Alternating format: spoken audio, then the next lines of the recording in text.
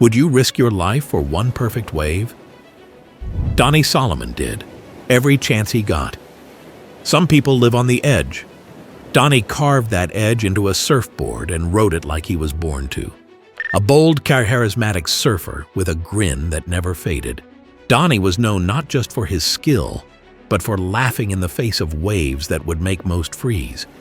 He didn't chase trophies. He chased the feeling, the thrill of going where few dared. But even legends fall silent. He rode waves bigger than buildings and believed nothing could touch him until one day, death proved him wrong. On December 23, 1995, Donnie caught the wave of a lifetime at Waimea Bay and never came back up. This is the story of a man who lived loud, loved danger, and surfed with no brakes. And the one moment the ocean laughed back. This isn't just a surf story, it's the chilling moment when courage, confidence, and the sea collided. When you tempt death long enough, it starts paying attention. This is how Donnie Solomon found out the hard way. Stay with us till the end and explore how Donnie went from local grom to big wave legend and see what made him so different, even among the fearless. Donnie Solomon grew up in Ventura County, California, where surf culture was more than lifestyle, it was DNA. From the moment he touched water, he belonged there. As a child, he raced to the ocean after school, carving through waves like they were extensions of his own body. He was a natural, but more than that, he was electric. By his teens, Donnie was paddling into surf that sent grown men back to shore. But what made him special wasn't just raw talent. It was how he surfed, with joy, defiance, and zero hesitation. He laughed before drop-ins. He joked between sets. And when waves got serious, he got louder.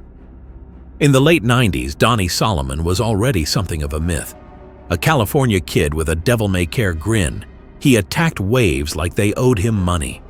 From the beaches of San Clemente to the deep-water monsters of Oahu, Donnie didn't surf, he charged. His style was powerful, fast, and fluid. But it was his energy that stuck. He didn't act like surfing was life or death. He acted like it was life at its fullest. Donnie's rise through California's big wave scene was rapid.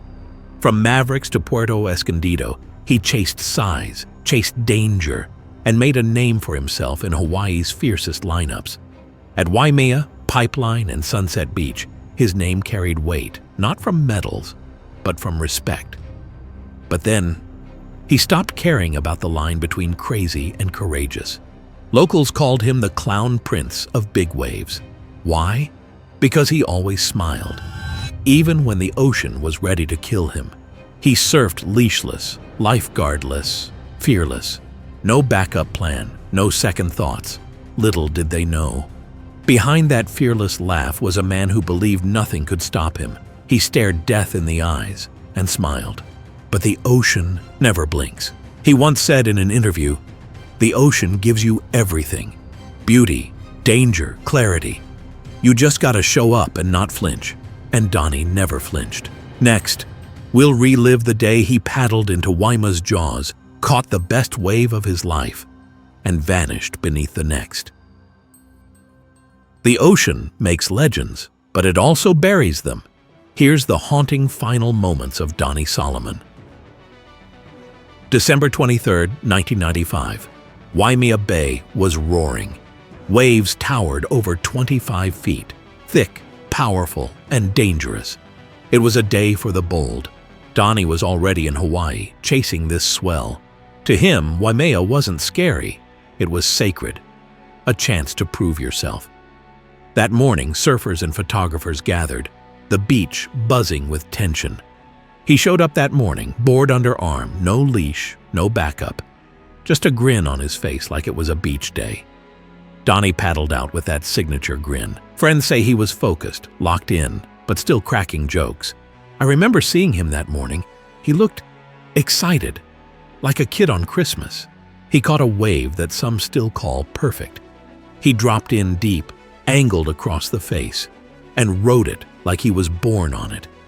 Cheers erupted from the cliffside. It was poetry in motion. Then came the next set.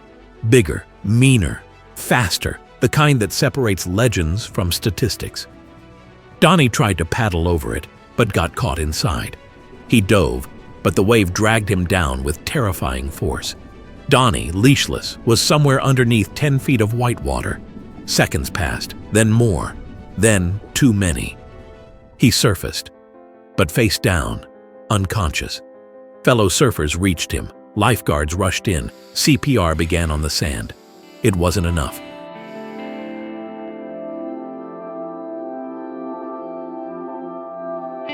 Donnie Solomon was gone, 26 years old, in the prime of his life. He stared death in the eyes for years and smiled. But on this day, death smiled back. If Donnie's story is pulling you in, like this video and share it with someone who knows the power of the ocean. Subscribe for more true stories from the edge of human courage. But what happened next changed the way surfers viewed risk. Up next, how Donnie's death rippled through the surf world and why his legacy refuses to drown. News of Donnie Solomon's death hit like a rogue wave, hard, fast, unforgiving. He wasn't just another big wave guy. He was the soul of every lineup he touched. The guy who brought light, even when the waves turned dark. Within hours, paddle outs were being planned. In Hawaii, Ventura, and all over the world, surfers gathered in circles, hands linked, splashing the sea in his name. One of the most heartfelt tributes came from Kelly Slater, who had been at Waimea that day. He described watching Donnie's final ride, the wave of the day, and then disappear. Years later, Slater still called it heartbreaking. Donnie's initials appeared on boards, wetsuits, even etched into wax. Some carried him in conversation, others in silence, but none forgot. His story became legend, not for how he was surfing death, but for how he lived. And even now, when the swell rises and Waimea roars, you can feel him there. Still smiling, still charging. Why do surfers like Donnie paddle into monsters while others watch from shore? It's not just thrill-seeking, it's belief. Donnie wasn't arrogant. He was prepared, seasoned, and deeply respectful of the sea. But like many elite athletes, he believed he could outsmart nature, not with ego, but with instinct. That belief is what makes big wave legends, and sometimes what ends them. His death reminded surfers everywhere. Skill doesn't cancel risk. Confidence doesn't stop chaos. Even the best fall. It sparked real changes. Lifeguard readiness improved. Safety vests gained popularity. And younger surfers started asking different questions before paddling out. Donnie wasn't reckless, but his loss proved what many forget. The ocean always has the last word. Donnie Solomon didn't live a long life, but he lived louder, fuller, and freer than most people ever will. He was the guy who laughed in the lineup, dropped in deep, and rode like he had something to prove, to no one but himself. His death was sudden, tragic, but his life? A lesson in courage, joy, and unfiltered passion. The wave that took him didn't steal his spirit, it cemented his legend. If this story moved you, like the video, subscribe and share it with someone who lives for the ocean. Whether you're a surfer, a thrill seeker, or just someone trying to live fully, remember Donnie Solomon. Because when your time comes, let it find you laughing. Let it find you paddling toward the biggest wave on the horizon. Let it find you living like Donnie.